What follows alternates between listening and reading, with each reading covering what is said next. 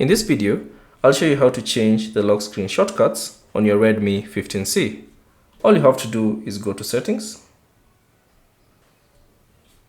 Then within the settings, scroll down and select lock screen, tap on it, and then select Customize Shortcuts. So tap on that. Now from here, you can see the left shortcut and the right shortcut. So if you want to change the left shortcut, simply tap on left and choose any other shortcut that you'd like to use.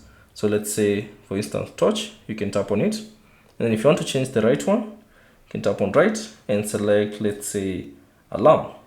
And then once you're done, you can exit and the changes will be applied.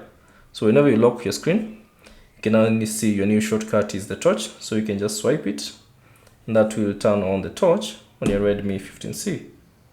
So there you see. Also, if you swipe to the left, you can see this will bring up the alarm. So simply type in your PIN, password, or pattern and it will bring you the alarm.